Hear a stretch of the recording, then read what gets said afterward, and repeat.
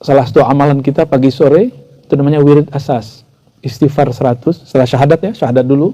Istighfar 100, astagfirullah, astagfirullah, astagfirullah. Satu anggota mulai dari ujung ubun-ubun sampai ujung kaki istighfarkan. Lalu selesai masuk ke hati. Semua perasaan hati kita istighfarkan. Sombong, iri, dengki, lalai, kesal, kurang ridho, prasangka buruk, perasaan gak enak, ya, mengeluh, itu istighfarkan semua. Istighfarkan, nggak puas sekali, baca 3 kali per anggota. Setiap rasa diistighfarkan. Genap 100. Apa kata baginda sallallahu alaihi wasallam? Aina antum minal istighfar? Mana istighfarmu? Aku seorang nabi, dijamin Allah tidak berdosa, diampuni oleh Allah Ta'ala, itu istighfar sehari 100. Sudah zikir istighfar hari ini 100? Belum.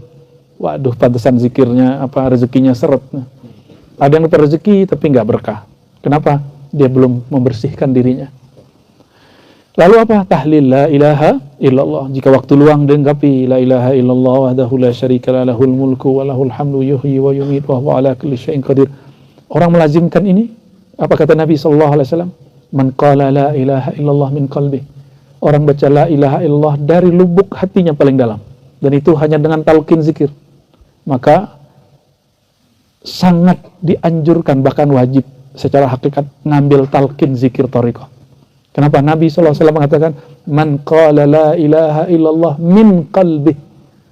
Siapa yang baca la ilaha illallah, dia mulai menghentakkannya dari dalam kolbunya. Dia mulai menghunjamkannya dari dalam dirinya. Kasyafallahu biha abwabas samawat hatta yufdiya ilal arsh. Allah bukakan pintu langit sampai tembus ke arsy Allah Subhanahu wa taala.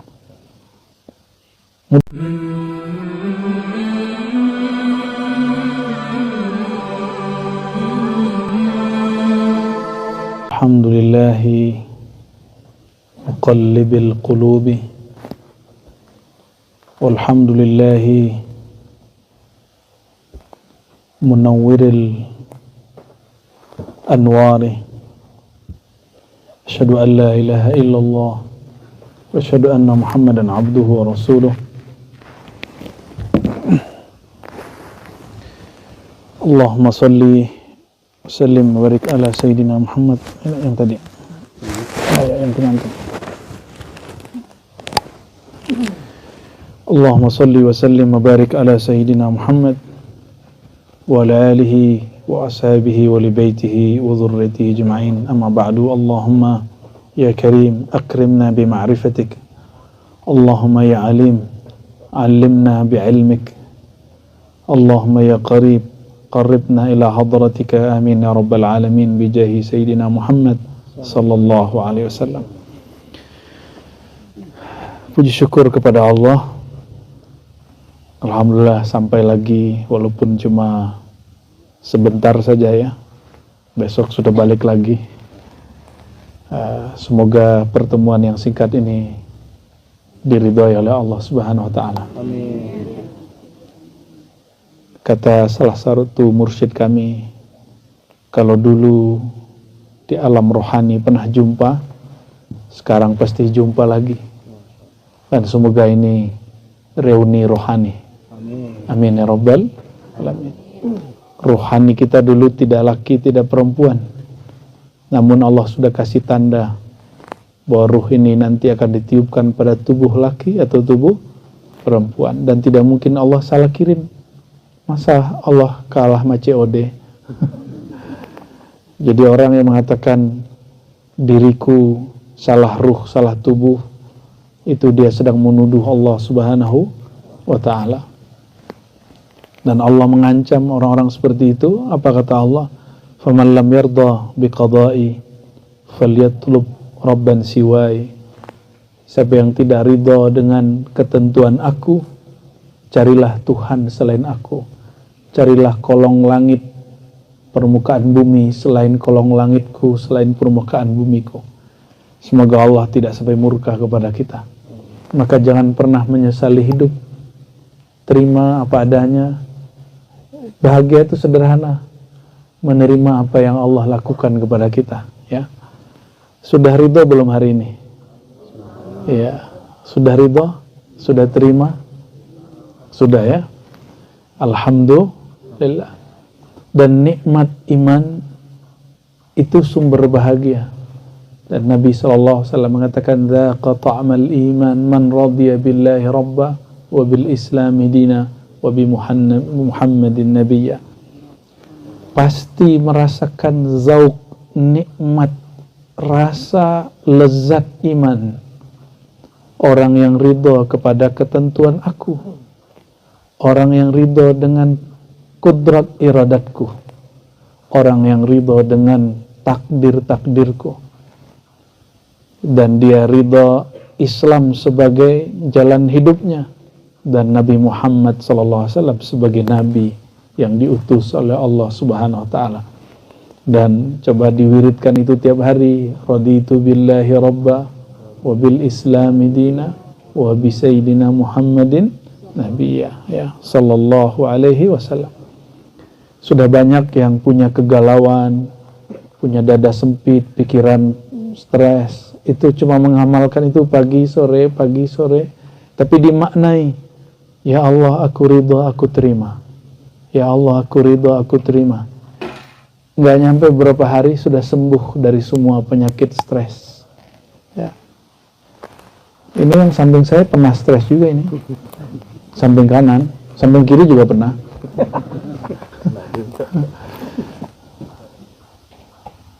Tapi itu normal, namanya hidup pasti ada tekanannya.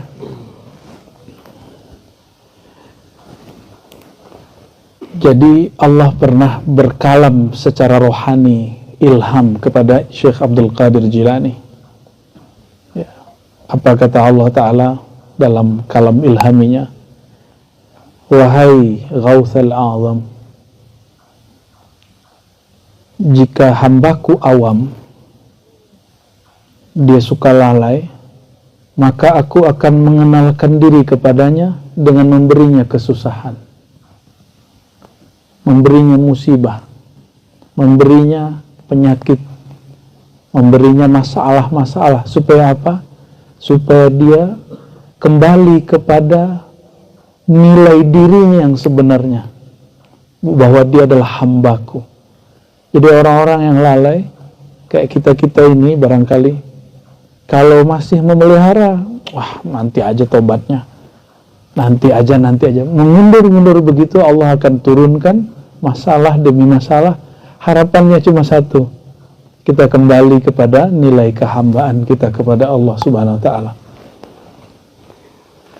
Adapun orang-orang yang sudah kenal kepada Allah, zahirnya seperti diuji, seperti orang awam, bahkan lebih berat, tapi pada hakikatnya Allah sedang bercengkrama dengannya. Maka yang paling berat diuji siapa? Ujian miskin itu ringan.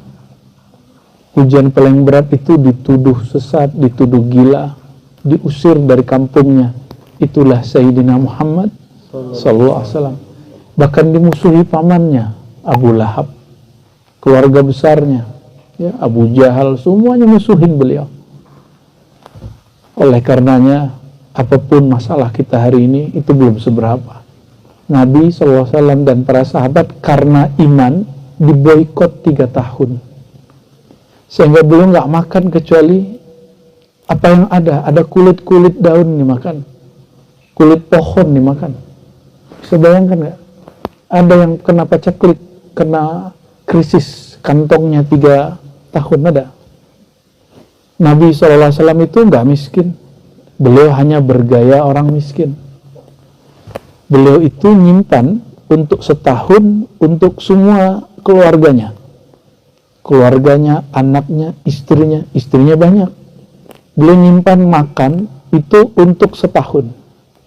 Jama'akutan li'amin wahidah. Tapi di tengah perjalanan belum nyampe setahun pasti sudah habis. Kenapa? Hampir setiap hari orang datang kepada Nabi Muhammad Sallallahu Alaihi Wasallam. Maka Sayyidah Aisyah, ini orang baca hadisnya sepotong-potong, dikira Nabi ini hidup miskin. Apa kata Sayyidatuna Aisyah? Saking banyaknya orang minta-minta, akhirnya kami rumah Rasulullah tidak ngebul 3 hari dapurnya. Itu asbabnya apa? Karena beliau kalau punya ngasihnya nggak mikir. Kita mikir nggak ngasih orang? Ya, saya juga mikir kalau ngasih orang. Ya, karena saya bukan Rasulullah. Tapi kita coba sesekali, belajar sesekali. Ya, bantu orang soleh, bantu orang tua, bantu saudara. Nggak usah mikir-mikir. Apalagi bantu saudara. Saudara kalau minjem, ujungnya apa? Nggak balik. Minjemnya minjem minta. Coba sebelum dia dikasih, kasih aja. Nggak usah diniatkan hutang. Ya, itu berat ya. Cobain aja kalau sanggup. Allahumma sholli ala sayyidina Muhammad. Mari kita baca suratul Fatihah. Kita kirimkan untuk orang tua rohani kita, Al-Abul Akbar Sayyidina Muhammad sallallahu alaihi wasallam. Lalu para nabi, para rasul, para malaikat muqarrabin, malaikat yang mencatat amal baik buruk kita, malaikat rahmat, malaikat yang memantarkan rezeki kita, dan semua arwah aulia-aulia dimanapun mereka berada, apalagi di sekitar negeri Lombok ini. Kita kirimkan untuk mereka semua dan diri kita juga. Ummul Kitab Suratul Fatihah. A'udzubillahi bismillahirrahmanirrahim.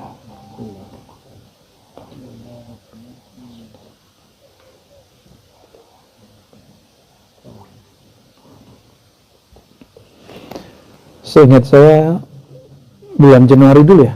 Ya, yang kita kaji hikamnya Syekh Abdul Qadir Jilani. Bukan hikam Ibnu Athaillah ya. Hikamnya Syekh Abdul Qadir ini adalah ilham-ilham yang beliau terima dari Allah Subhanahu Ta'ala. Syariat sudah selesai dan tidak ada yang ditutup-tutupi dalam syariat. Tetapi kalau hakikat ma'rifat masih Allah simpan dan Allah turunkan berkembang sesuai kesanggupan batin seseorang. Maka ilmu yang dibuka di zaman sahabat itu akan berkembang di zaman tabi'in.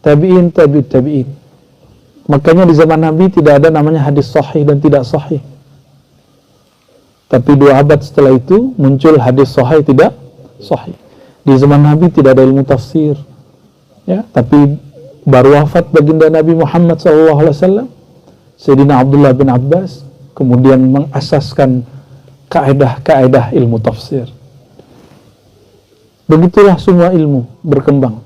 Maka ilmu berkembang. Kalau iman gak boleh berkembang. Iman itu harus tetap. La yazidu wa la yanqus. Ada rukun iman yang nambah jadi 7? Ada. Ya. Adapun debat Allah bersemayam di atas aras tidak bersemayam, itu debat tafsir akidah. Saya yakin orang yang berdebat tentang Allah bersemayam itu syahadatnya sama, benar nggak? Mereka hanya berbeda dalam tafsir. Dan lucunya umat Islam tuh kok suka kafir mengkafirkan, sesat menyesatkan, usulan tafsir mentafsir. Yang paling lucu, tafsir politik pun masuk ke bab kafir mengkafirkan. Ya, semoga di Lombok nggak terjadi itu ya. Kalau di Jakarta udah kejadian. Ya, orang cuma beda pilihan politik nggak disolatin di Jakarta. Ya, alhamdulillah itu nggak terjadi lagi. Na'udzubillah, summa na'udzubillah. Itu dosa-dosa kami yang berdakwah karena kurang membina dan mendidik umat bahwa bab muamalat, bab politik tidak mempengaruhi urusan iman. Nih, tolong dipegang ya. Bahwa beda pilihan politik bukan beda iman. Ini kan mau dekat pilkada nih ya. Jualan paling enak, jualan agama. Urusan politik itu jualan agama. Maka kita menghimbau kepada orang yang maju ke dunia politik, gak usah jual agama lah ya. Agama ini milik Allah. Ente jual-jual agama, nanti ente disembelih sama Allah, dihinakan oleh Allah. Ya, sembelih apa? Disembelih jiwanya. Stres nanti. Ya. Keras hatinya nanti. Nauzubillah min zalik ya. Kita ingetin dari awal ya. Termasuk ustadz-ustadz ya, dai-dai yang kemudian ikut memprovokasi bab politik dengan ayat-ayat baik pro ataupun kontra, itu sama ya. Itu tidak diperkenankan. Di zaman Nabi ada pilkada nggak? Ada pemilu nggak? Maka orang yang bawa ayat untuk urusan pemilu pilkada, dia telah menghinakan Al-Quran. Al-Quran bukan urusan pemilu, ya, bukan urusan pilkada. Quran semua diatur Quran, ya, tapi Quran mengatur yang asas-asas, yang pokok-pokok. Ya. Baik. Saya lupa dulu membahas yang apa dulu ya, bulan Januari itu, Bang. Masih ingat gak Bang Haji? Ini bukan Bang Haji Roma ya, Bang Haji Sofwan. Kalau Bang Haji Roma sudah ngomong nasab deh, ya. Kita nggak mau ikut-ikutan. Ya, kita ngomong ngaji ma'rifat, ngomong hakikat aja. Kita nggak mau ikut-ikutan, ya, ribut masalah nasab. Kenapa? Kita nggak ahli nasab. Alhamdulillah saya ngaji hadis 15 tahun. Alhamdulillah. Kalau ngaji hadis saya mau debat, tapi kalau ngaji nasab, nggak bidang kita. Wala taqafu ma laysa laka bihi ilm. Jangan kamu membicarakan sesuatu yang bukan bidangmu. Wala taqafu, jangan berpendirian terhadap sesuatu yang kamu nggak punya ilmu. Ilmu itu dalam usul fiqih idrakun tam al-muwafiq bil waqi'. Begitu guru kami Syekh Hasan itu dulu mendefinisikan ilmu. Pengetahuan yang kokoh, yang sempurna, yang lengkap sesuai dengan realita, sesuai dengan data, ya. Dan masing-masing klaim punya data nggak? Pro kontra bab itu. Ini karena banyak yang nanya semenjak saya masuk kelompok ini. Nah, ini kita langsung cut di tengah ya. Ya, ada yang belajar nasab nggak di sini? Nggak ada, ya udah nggak usah ngomongin. Ya cukup katakan kami cinta Nabi, zuriat Nabi. Pro kontra ini kan dua-duanya ngaku zuriat Nabi. Satu jalur Wali Songo, satu jalur Ba'alawi. Ya sudah kita katakan, wahai yang mengaku zuriat Nabi, mau ente zuriat Wali Songo, atau Wali Songong, atau Ba'alawi, atau Bangalwi, terserah. Kami cinta dengan semua zuriat Nabi Muhammad Sallallahu Alaihi Wasallam. Kita berharap nanti ada yang sepuh, yang berkarisma, mengislah di antara mereka. Ya. Kalau kami ini masih muda, ya nggak pantas mengislah mereka. Ya, fa aslihu baina akhwaikum, ini wajib. Fa aslihu, maka islahkanlah antara saudara-saudaramu. Yang lagi kontra pro hari ini, mereka saudara nggak secara iman? Oke. Dan kita punya kaidah, ya, penelitian itu ilmiah.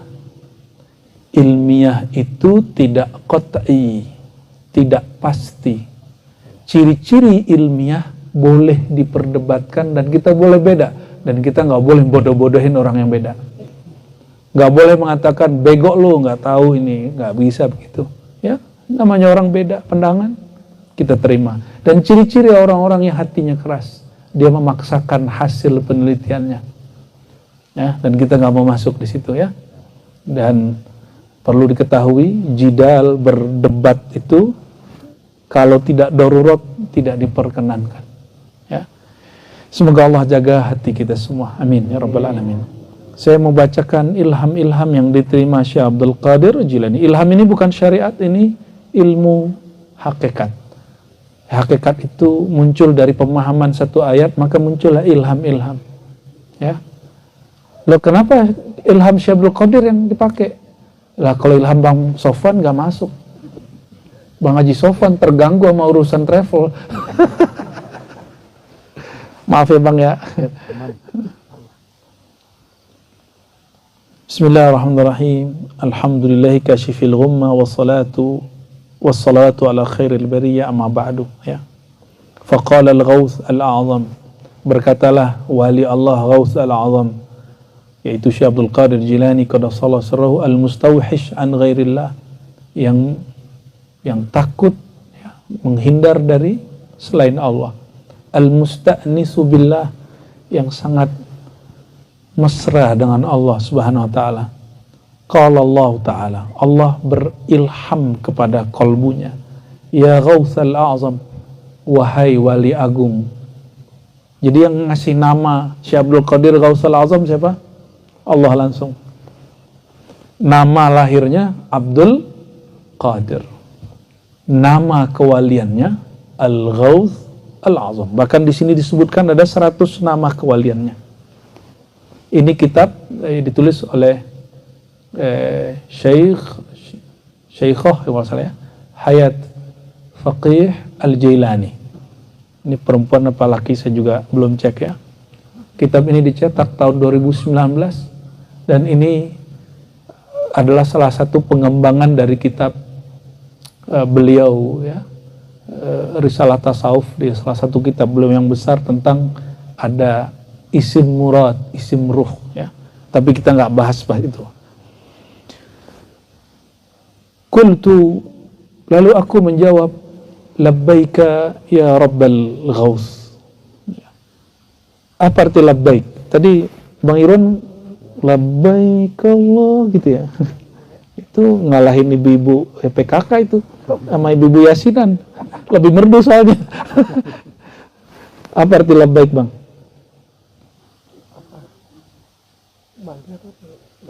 Labbaik. Saya panggil Bang Irwan gitu. Terus jawabnya gimana? Labbaik gitu. Berarti artinya apa tuh labbaik? Ya, aku menjawab panggilanmu. Itu orang Arab begitu kalau dipanggil. Bu dokter gitu. Labbaik, Bang. Kalau orang Jawa dipanggil gimana? Kalau orang Jawa? Dek gitu. Jawabnya gimana? Dalam. Nah, kalau orang Lombok gimana kalau dipanggil Dek? Tiang gitu ya. Apa? Nggih. Kayak orang Jawa dong. Kaji gitu ya. Kaji, tiang. Ngeri kali tiang menjawab. Tiang masuk rumah. Allahumma sholli ala Muhammad. Itulah kayaknya bahasa ya. Lalu Allah mengilhamkan kepada dirinya. Apa kata Allah Ta'ala? Kullu taurin bainana sunasuti wal malakut fahuwa syariah. Orang bertanya, wilayah syariat itu di mana sih? Maka dijawab di sini, wahai Ghausul Azam, wilayah yang ada di dalam dirimu antara sisi manusiamu dan sisi alam malaikat, malakut, sisi alam cahaya, itu namanya syariat. Jadi syariat berlaku pada sisi manusia. Bahasa Arabnya nasut. Nasut itu dari nas, insan. Alam di atas kita namanya malakut. Alamnya arwah para malaikat yang suci. Tapi semua itu ada di dalam diri kita. Maka sholat itu adanya di alam mana? Alam nasut dan malakut. Loh, kenapa dibawa-bawa alam nasut manusia dan malaikat? Karena sholat yang kita pakai itu kumpulan dari semua amalan malaikat. Mulai dari niat takbir sampai assalamualaikum, itu amalan malaikat. Bedanya apa? Nah, inilah sirrul insan. Ada malaikat yang kerjanya cuma benerin niat. Ada malaikat yang hanya bertakbir dari awal dicipta sampai sekarang, belum berhenti. Ada malaikat yang hanya baca Subhanallah bihamdi, Subhanallahil azim. Maka Nabi SAW dalam hadis Tabarani, ketika ada seseorang yang hidupnya susah lalu ngadu, wahai baginda, hidupku susah. Apa kata beliau? Mana kamu dibandingkan pegangannya malaikat di langit? Maksudnya apa? Ternyata Nabi ingin mengatakan, malaikat itu diberi rezeki di langit dengan melazimkan zikir Subhanallah bihamdi, Subhanallahil azim. Itu yang kita baca, kita bagi, ada yang di ruku, ada yang di sujud. Subhana rabbil a'la, Subhana rabbil azim. Itu amalan malaikat wabiha yurzakun. Dengan tasbih itu malaikat dapat rezeki. Saya akhirnya paham kenapa Ashabul Kahf atau Ashabul Kahfi bahasa awamnya itu bisa bertahan tidak mati 309 tahun tidur. Oh, ternyata sisi malakutnya aktif. Sisi apa? Malakutnya aktif dan dia berzikir secara sadar tidak sadar. Subhanallah bihamdi, subhanallahil azim. Jadi kalau ada orang yang hidupnya susah, coba lazimkan baca zikir ini. Dan kita di ribat biasanya, ini ribat Lombok juga ntar ya. Salah satu amalan kita pagi sore itu namanya wirid asas. Istighfar 100 setelah syahadat ya, syahadat dulu. Istighfar 100, astagfirullah, astagfirullah, astagfirullah. Satu anggota mulai dari ujung ubun-ubun sampai ujung kaki istighfarkan. Lalu selesai masuk ke hati. Semua perasaan hati kita istighfarkan. Sombong, iri, dengki, lalai, kesal, kurang ridho, prasangka buruk, perasaan gak enak, ya, mengeluh, itu istighfarkan semua. Istighfarkan, nggak puas sekali, baca 3 kali per anggota. Setiap rasa diistighfarkan. Genap 100. Apa kata baginda sallallahu alaihi wasallam? Aina antum minal istighfar? Mana istighfarmu? Aku seorang nabi, dijamin Allah tidak berdosa, diampuni oleh Allah Ta'ala, itu istighfar sehari 100. Sudah zikir istighfar hari ini 100? Belum. Waduh, pantesan zikirnya rezekinya seret. Ada yang dapat rezeki tapi nggak berkah. Kenapa? Dia belum membersihkan dirinya. Lalu apa? Tahlil la ilaha illallah. Jika waktu luang dilengkapi la ilaha illallah wahdahu la syarika lahul mulku wa lahul hamdu yuhyi wa yumiit wa huwa ala kulli syai'in qadir. Orang melazimkan ini, apa kata Nabi sallallahu alaihi wasallam? Man qala la ilaha illallah min qalbi. Orang baca la ilaha illallah dari lubuk hatinya paling dalam. Dan itu hanya dengan talqin zikir. Maka sangat dianjurkan, bahkan wajib secara hakikat ngambil talqin zikir thariqah. Kenapa? Nabi SAW mengatakan, man qala la ilaha illallah min qalbi. Siapa yang baca la ilaha illallah, dia mulai menghentakkannya dari dalam kolbunya. Dia mulai menghunjamkannya dari dalam dirinya. Kasyafallahu biha abwabas samawat hatta yufdiya ilal arsh. Allah bukakan pintu langit sampai tembus ke arasy Allah Subhanahu wa taala. Mudah enggak? Cuma baca la ilaha illallah doang? Enggak mudah kalau belum dapat talqin yang benar. Ya. Zikir itu enggak penting banyak, yang penting 1-2 tapi diresapi dengan kolbu. Untuk apa zikir 70.000 tapi kolbunya nggak ikut? Ya, percuma. Itu zikir munafikin. Zikir munafik hanya pakai lisan, kolbunya nggak ikut. Maka kita ikutkan kolbu kalau berzikir la ilaha illallah. Allah buka. Kenapa Allah sebut tembus ke arasy? Aras itu pusat dari Rahman Rahimnya Allah. Maka orang kalau baca la ilaha illallah dengan kolbu, pasti kolbunya penuh dengan rasa rahmat. Ini suaranya jadi berubah ini. Ada apa nih? Alhamdulillah.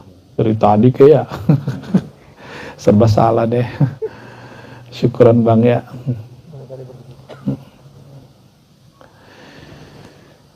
Habis itu zikir apa lagi? Sholawat. Baca la ilaha illallah nggak pakai Muhammad Rasulullah sholawat, nggak nyampe juga. Karena yang mengajarkan kita la ilaha illallah pada hakikatnya Sayyidina Muhammad sallallahu alaihi wasallam. Dan kata Sayyidina Adam ya, dalam hadis yang sahih, tidaklah aku mengangkat kepalaku waktu di surga ke arasy Allah kecuali aku melihat nama Engkau ya Allah. Dan setelah nama Engkau ada nama kekasih Engkau Muhammadur Rasulullah SAW. Apa kata Allah Ta'ala? Hei Adam, hadis Imam Hakim. Hei Adam, tahukah engkau? Itu yang punya nama khalaqtuka, ya. Laulahu ma khalaqtuka. Kalau bukan karena dia, aku tidak ciptakan engkau. Jadi Nabi Adam diciptakan untuk yang punya nama itu, Sayyidina Muhammad sallallahu alaihi wasallam. Bahkan ketika Sayyidina Adam jalan-jalan di surga, diperhatikan kebun-kebun surga, taman-taman surga, dedaunan surga, bidadari surga, ya, bidadarinya belum ada sih kecuali Sayyidatuna Hawa. Apa kata beliau? Aku lihat akar-akar, urat-urat, semuanya bertuliskan nama Muhammad sallallahu alaihi wasallam dengan semua bahasa-bahasa surga. Jadi kalau dalam hadis nih Bang Irwan, bidadari itu kalau mudah di bumi, itu bumi penuh dengan bau kasturi, aroma kasturi. Kasturi itu jangan kasturi yang harga 15.000 itu, bukan. Ya, coba tanya orang yang bolak-balik ke Mekah itu. Ya Bang Haji ya. Itu parfum-parfum yang satu botol kecil harganya 20 juta, itu ada. Botol segini doang 20 juta, ada yang 50 juta, ada yang 100 juta. Tapi disemprot dikit, itu sebulan gak hilang-hilang baunya kalau nggak mandi-mandi. Apalagi sembalun ini ya. Sembalun namanya. Ini kalau di sini kan kita jadi malas mandi. Ya, saya jadi ingat musim dingin orang-orang di Eropa kan begitu. Kita jadi paham kenapa orang kemudian malas mandi di musim dingin. Ya, parfumnya kenceng. Itu bidadari, urat-urat pembuluh darahnya, kata Sayyidina Adam, itu bertuliskan nama Muhammad sallallahu alaihi wasallam dengan semua aksara-aksara surgawi. Berarti keharuman yang muncul dari bidadari dari siapa?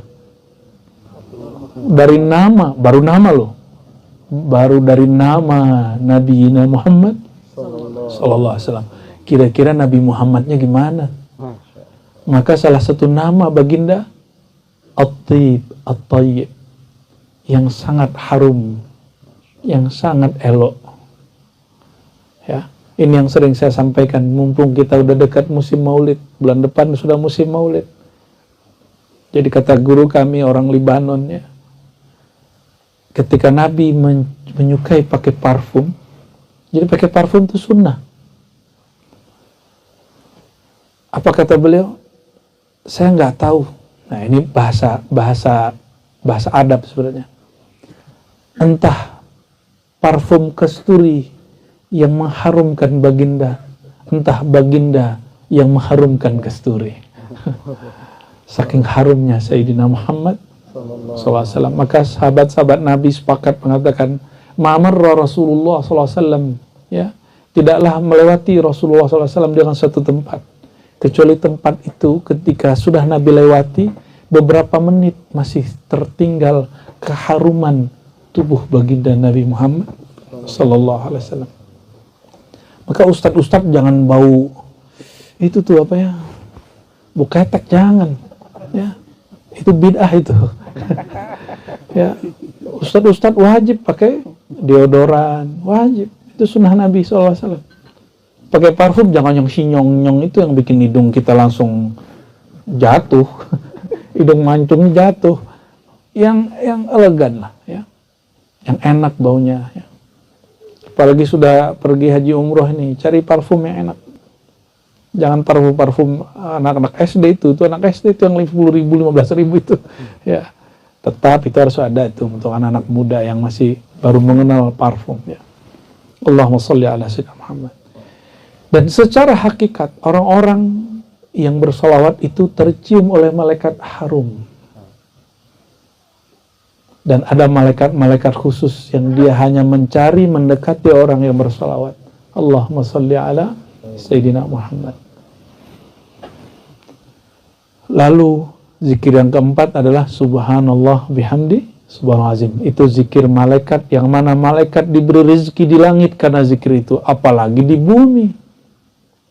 Ya, jadi kalau orang udah punya zikir ini, insya Allah kalau dia punya usaha, Allah berkahi usahanya. Ya, jika dia punya niat baik, Allah mudahkan niatnya. Jangan ditinggal ya. Gak mesti di atas saja ada, boleh di motor, boleh di mobil, boleh di mana aja. Yang penting zikirnya jangan ditinggal. Ketinggalan qadha, ya, diganti di waktu lain. Itu yang disebut istiqamah. Baik.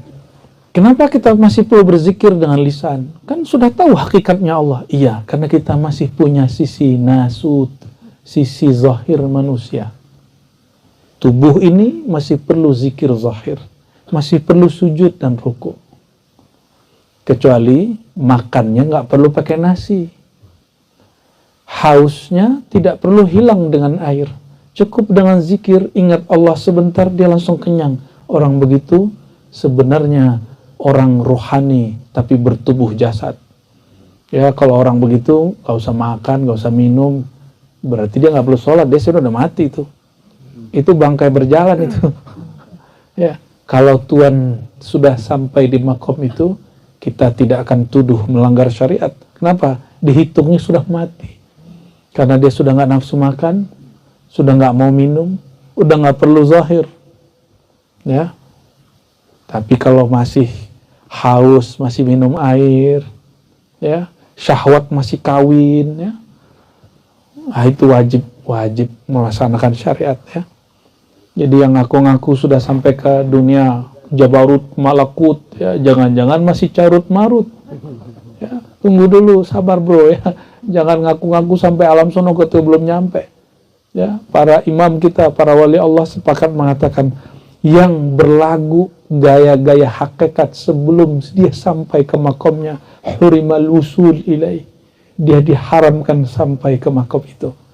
Jangan sampai kita menjadi orang yang seperti itu, ya. Na'udzubillah summa na'udzubillah, ya. Jadi syariat itu wilayahnya apa? Wilayah tubuh sampai ke alam malakut, alam malaikat. Wa kullu tairin bainal malakuti wal jabarut fahuwa tariqah. Habislah alam insaniyah nasut manusia, masuk alam malaikat. Jadi dalam diri kita ada alam kemalaikatan. Dari alam malaikat sampai ujungnya itu namanya alam jabarutiyah. Jabarut itu alam kerajaannya Allah. Malakut itu artinya juga kerajaan, tapi kerajaan cahaya malaikat punya Allah juga. Kalau Jabarut, alam Jabar. Jabar itu artinya alam yang suka-suka Allah ubah. Suka-suka Allah kuasai, suka-suka Allah apakan.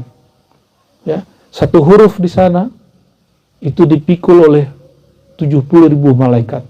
Satu huruf di alam Jabarut itu satu kemakrifatan yang dalam.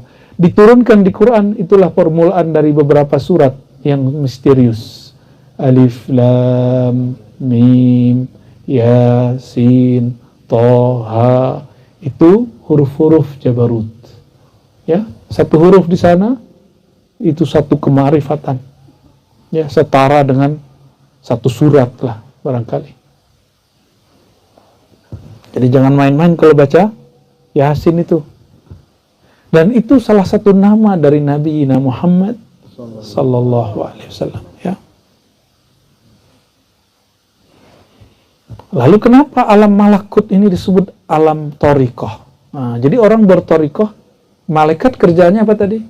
Ada yang kerjanya zikir doang, ada yang sujud doang, ada yang tasbih doang, ada yang ruku aja, ada yang baca salam, ada yang baca sholawat. Nah, malaikat baca begitu rutin, kita sebut dalam bahasa kita wirid. Apa bahasanya? Jadi apa yang disebut wirid? Zikir amalan yang sudah dirutinkan. Sholat malam dirutinkan wirid. Baca Quran dirutinkan wirid. Zikir pagi sore dirutinkan wirid. Ya. Bahkan tidur diniatkan untuk wirid, itu wirid. Ya, Imam Abdul Hasan Syadzili, ya, dia rehat, dia mengatakan saya mau wirid dulu. Ternyata ditidur. Muridnya tanya, katanya engkau mau wirid. Apa kata beliau? Kalau aku tidak tidur, aku tidak kuat wirid, maka aku niatkan tidurku untuk wirid. Kalau kita tidur untuk apa niatnya? Ngorok, untuk istirahat, ya. Kalau beliau tidak. Memang beda wali Allah dengan wali santri, ya. Wali kelas, ya. Wali murid, beda sih. Zikirnya beda. Tidurnya pun beda. Jiwaku digenggam. Waduh, tembus nih kajian malam nih. Maksudnya apa? Orang kalau berthariqah, ciri-ciri orang berthariqah, dia punya wirid. maka nggak usah banyak-banyak wirid, yang penting satu rutin. Ciri-ciri orang bertorikohnya sukses sampai dia tekun mengamalkan wirid yang diberi gurunya. Oleh karenanya, dalam dunia torikoh, supaya tidak banyak beban, jangan banyak mursyid. Guru boleh banyak, mursyid cukup satu. Paham? Kenapa? Kalau kebanyakan mursyid nanti bingung. Yang ini nyuruh ini, yang ini nyuruh ini, yang ini nyuruh itu. Bingung nanti. Tapi kalau sudah melewati tahapan torikoh, silakan bermursyid kepada siapapun. Sehingga Imam Sya'rani mengatakan, jangankan manusia, bahkan hewan, binatang, tumbuhan, angin, semuanya adalah guruku, mursyidku. Itu orang ngomong di bab hakikat. Ada seorang Salafi, Wahabi nulis buku menyesatkan Imam Bahauddin Shah Naqsyabandi, Imam Thariqah Naqsyabandiyah.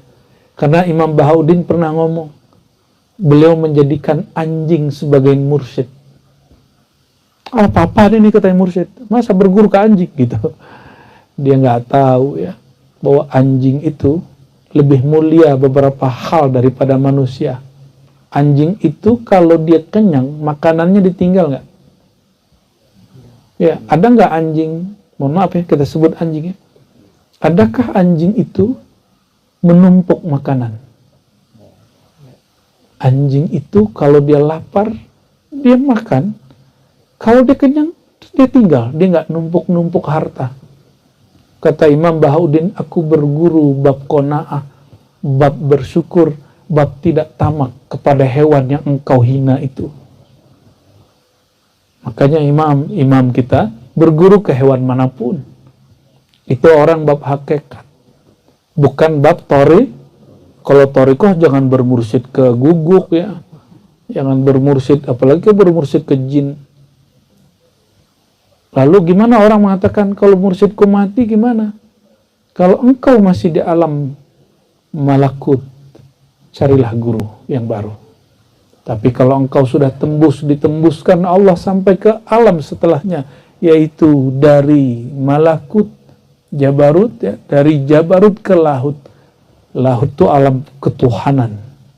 Bukan alam Tuhan, alam ketuhanan, ilmu-ilmu tentang Tuhan. Nah, kalau sudah sampai di situ boleh. Orang udah nyampe di situ nggak perlu lagi bermursyid kepada orang yang sudah mati ataupun masih hidup. Inilah perkataan Imam Abul Hasan Asyadzili. Ya. Apa kata Imam Abul Hasan Asyadzili?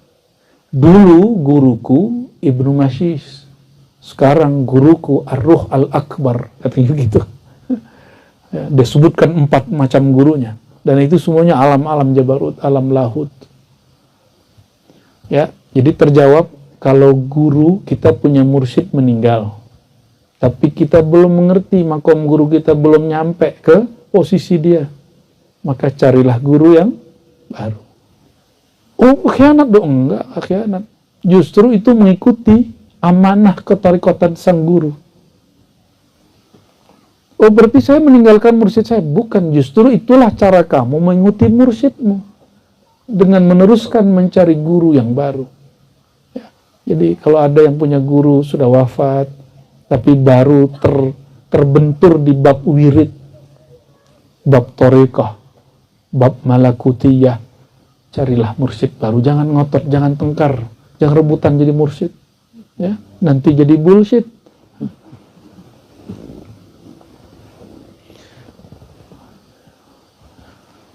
Jadi antara malakut dengan jabarut disebut apa? Torikoh. Apa ciri-cirinya? Berwirid. Nah, maka orang-orang yang sudah senang berwirid, dia nggak perlu tahu istilah ini. Sebenarnya sudah Allah pindah ke alam malakut, walaupun jasadnya di atas sajadah. Mau dia orang Lombok, mau dia orang Arab, sama aja. Udah nyampe depan Ka'bah, tapi wirid nggak dikerjain. Dia nggak di alam malakut, dia di alam carut marut. Tempatnya suci, hatimu tidak suci, jiwamu tidak suci. Ya, bukan masuk ke alam malakut. baru masuk ke alam carut marut. Maka sebelum umroh, umrohkan kolbu dulu. Apa maksud umrohkan kolbu? Siapkan kolbu kita dengan satu amalan yang kita istiqomahin. Ya, sa'i dulu di kolbu. Di kolbu kita sa'i, zikir bolak-balik, zikir bolak-baliknya. Ya. Dari akal ke kolbu, akal ke kolbu, akal ke kolbu gitu. Ya, bolak-balik nggak apa-apa. Capek emang. Sa'i itu capek nggak? Capek. Dan memang di orang zikir thariqah itu capek. Sampai nanti sisi kemanusiaannya berkurang. Mulai jinak, mulai kemudian lembut, dan sisi kerohanian malaikatnya muncul. Disitulah orang nggak puas kalau dia nggak zikir. Makanya saya senang kalau ada jamaah ngomong gini, saya kalau belum baca Quran 1 juz sehari, perasaan saya nggak enak. Nah itu dia sudah di malakut itu. Ya. Ada orang ngomong gini, saya kalau nggak sholat tahajud, itu perasaan saya nggak enak. Kalau belum zikir pagi sore, belum baca Ratibul Haddad, hizib-hizib ini, itu kayaknya belum ada yang beres. Itu dia sudah duduk di alam malakut, walaupun zahirnya dia di bumi. Senang atau nggak senang? Senang, tapi jangan berhenti di situ ya. Kalau berhenti di situ, setan bisa tembus karena setan lama di situ. Ya, berapa tahun setan di situ? 18.000 tahun iblis dulu di situ. Jadi jangan sampai ditipu oleh wirid-wirid kita. Karena wirid ini dapat diselewengkan oleh iblis. Ya, nauzubillah tsumma nauzubillah. Oleh karenanya kami menambahkan ya sesuai dengan ilham-ilham yang Allah beri, isyarat-isyarat yang Allah lintaskan dalam rohani kita. Sebelum berzikir, membaca ilahi anta maksudi, dawamkan baca Allahumma inni ala dzikrika wa syukrika wa husni ibadatik. Ya Allah, bantulah aku mengingat engkau, berzikir, berwirid, mengenal engkau. Jadi yang membantu kita zikir siapa? Allah. Maka ciri-ciri orang dibantu oleh Allah, dia mulai punya amalan yang dia rutinkan. Semoga yang hadir ini, yang mendengar kajian ini, sudah termasuk orang yang dibantu oleh Allah Subhanahu wa ta'ala. Amin. Ya. Min alamati ma'unatillahi 'alal 'abdi ay yuyassira lahu al-awrad. Ya. Ciri-ciri orang dibantu oleh Allah, Allah mudahkan dia mengistiqomahkan wirid-wirid. Ya. Kesini berat nggak? Datang ke sini ngaji itu berat nggak? Enggak. Oh, berarti sudah Allah jalankan rohaninya. Alhamdulillah. Ya. Ada yang ngantuk nggak nih? Ya. Di Jakarta masih jam berapa nih Jakarta nih? Jam 10. Di sini udah jam 11. Belum. Kurang ya? Masih setengah 11. 9:42 kan. Ya. Wa kullu taurin bainal jabaruti wal lahut. Kalau orang berwirid, sebenarnya di saat dia wirid, Allah sedang membantunya, dan di saat itu Allah sedang meneteskan ilmu hakikat pada dirinya. Disebut warid. Jadi ciri-ciri orang dapat warid, dia istiqomah wirid. Maka bertanyalah seorang murid kepada gurunya, ya Allah, ya wahai Tuan Syekh, ya Sidi Syekh, duluan mana wirid atau warid? Tadi warid artinya apa? Tetesan kemakrifatan dari Allah, hakikat. Ya, hakikat, rasakah, paham atau rahasia yang Allah teteskan di kolbu saat berwirid, atau setelah berwirid, atau sebelum berwirid, itu namanya warid. Apa namanya? Jadi wirid, zahirnya bacaan, zahirnya amalan.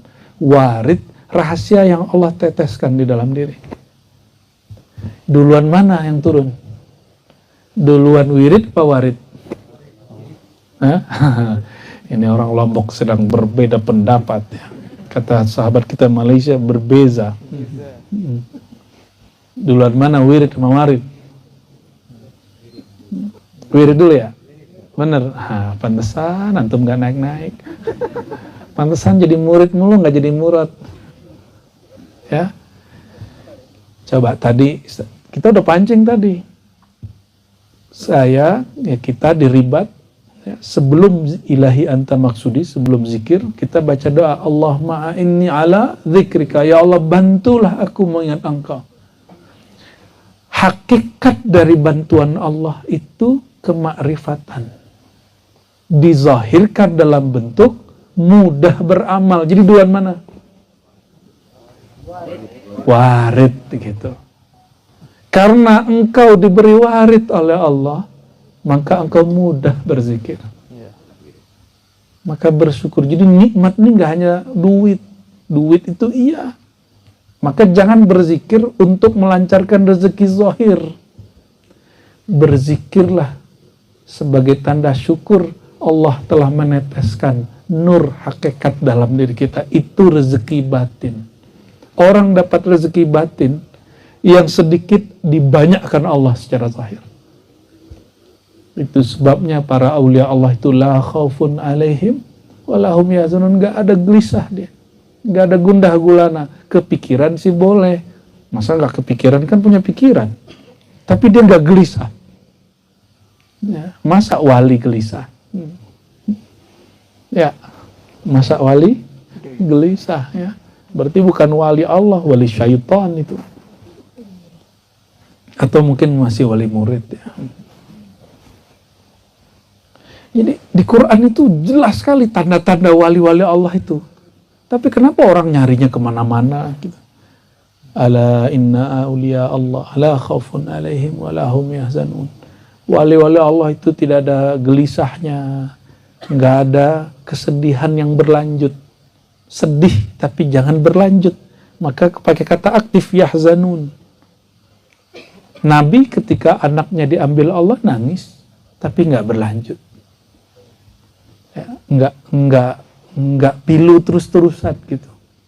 Maka orang yang diambil kekasihnya, orang yang dia sayangi, anaknya, saudaranya, siapa, orang tuanya, gurunya, kekasihnya, udah bertahun-tahun masih pilu, masih kayaknya sakit gitu.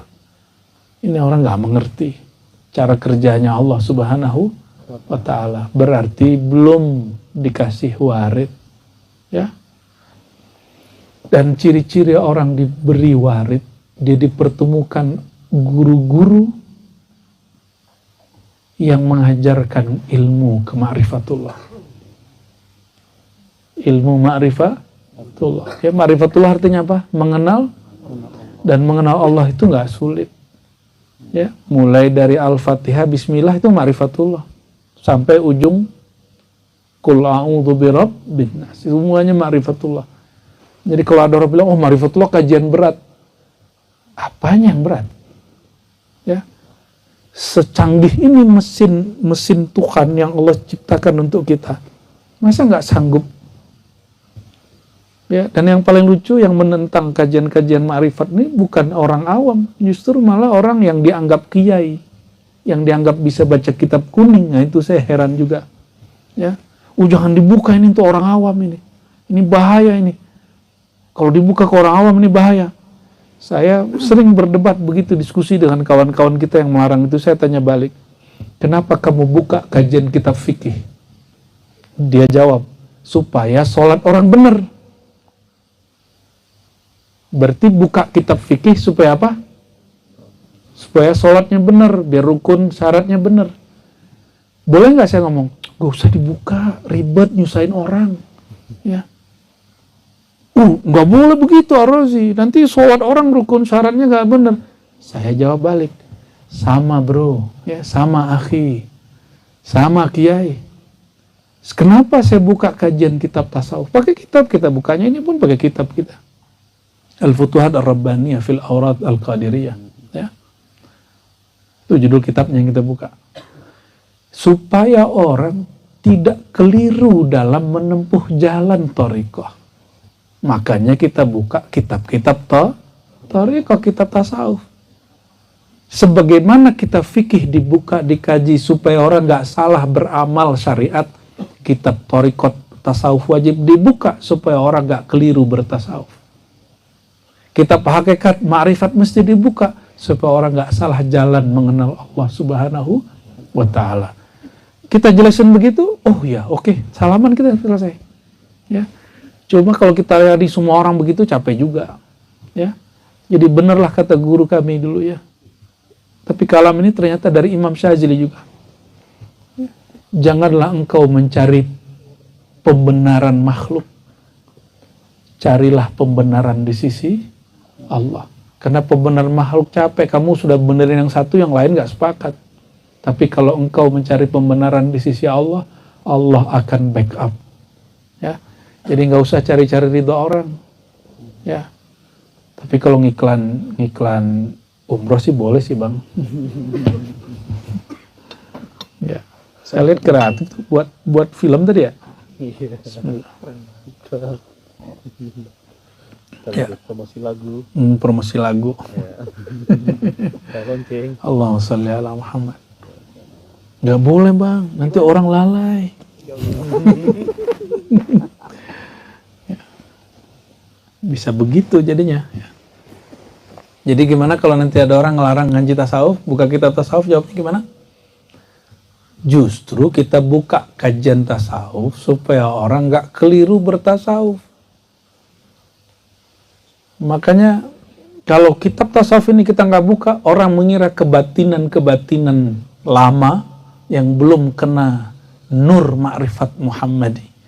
Nanti dikira itulah tasawuf. Sehingga ada seorang Wahabi di Saudi itu, ceramah gaya bener nih apa? Zurtu Afriqiya. Ya, ngomong gitu. Saya berkunjung ke Afrika. Di situ ada kelompok sufi nggak sholat. Orang nggak sholat dituduh sufi sama dia. Itu karena dia nggak belajar mana yang sufi, mana yang tidak sufi. Mana ada sufi tidak sholat? Sholat, taubat, sholat itu dikit bagi sufi, itu nggak cukup bagi dia. Benar nggak?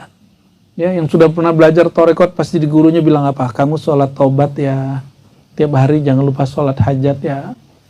Ya. Jadi aneh. Tuduhan itu tuduhan ya, sampai nanti tasawuf ini akan dituduh terus. Ya. Dan kita bersyukur masih ada yang nuduh kita, alhamdulillah. Tanda dia perhatian sama kita tuh.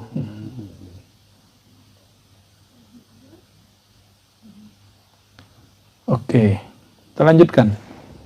Walaupun ini mungkin di tempat lain pernah saya baca, mungkin di sini dibaca dan rasanya lain. Apa ilham berikut yang Allah kalamkan kepada rohani Sayyidi Syekh Abdul Qadir Jilani? Ya Ghawthal A'zam, ma zahartu fi syai' kazuhuri fil insan. Wahai kekasihku Ghaus A'zam Syekh Abdul Qadir Jilani, aku mengenalkan, menampakkan nama, sifat, keagunganku kepada manusia, ya. Terjemahannya nggak begitu. Ma zahartu fi syai', tidaklah aku mengenalkan diriku pada sesuatu kazuhuri fil insan, sebagaimana aku buka-bukaan mengenalkan diriku kepada manusia.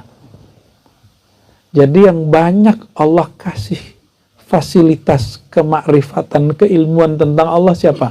Kita atau malaikat? Kita, bukan malaikat.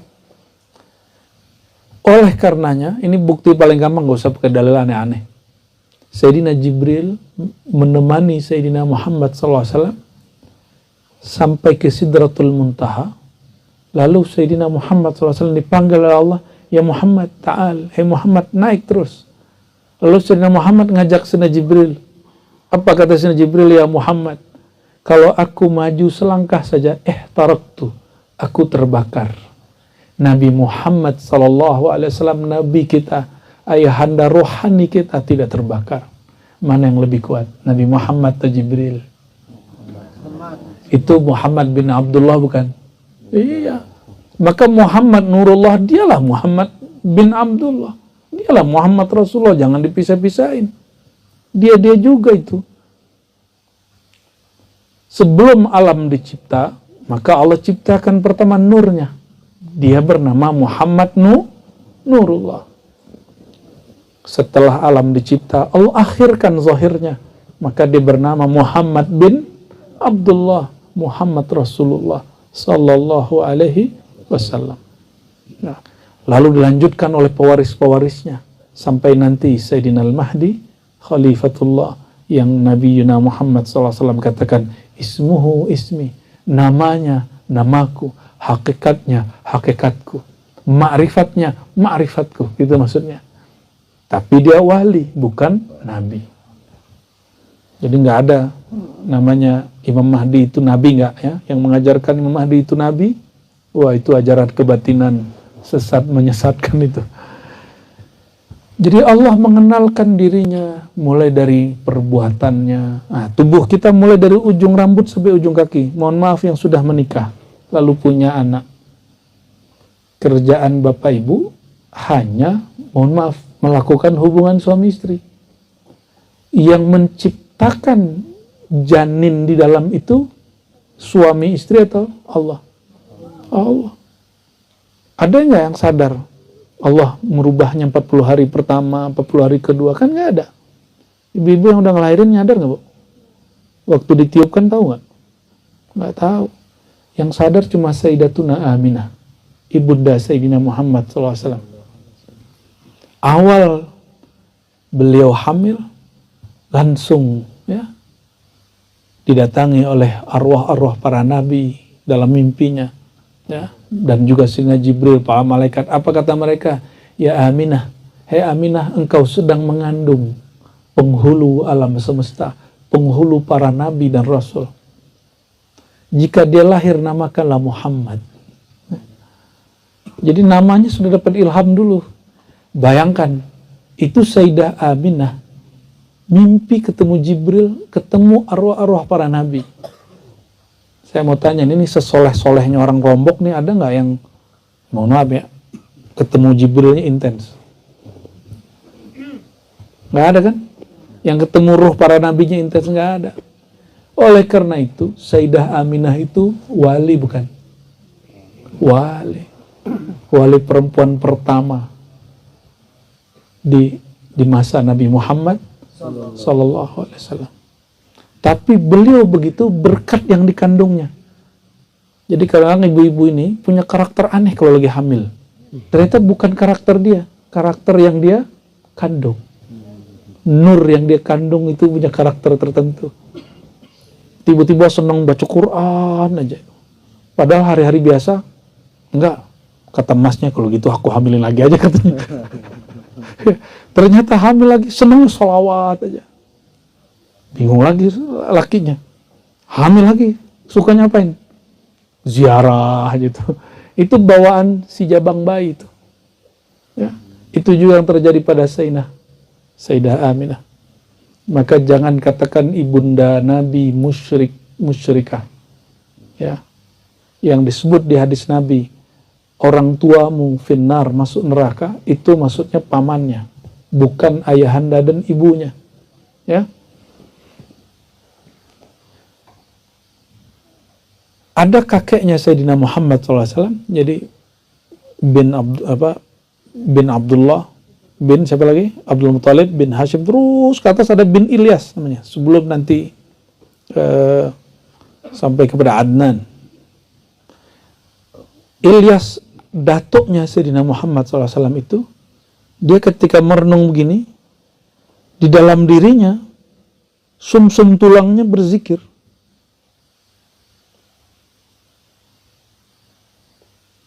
Itu yang disebut dalam surat An-Najm itu, apa? At-Tariq ya, surat At-Tariq itu. Yang ada dari sulbi dan taraik. Ya. Jadi sulbinya laki-laki, itu ternyata ada nurnya. Jadi sebelum dia menikah, datuk Nabi namanya Ilyas, dia mendengar sholawat dari dalam dirinya.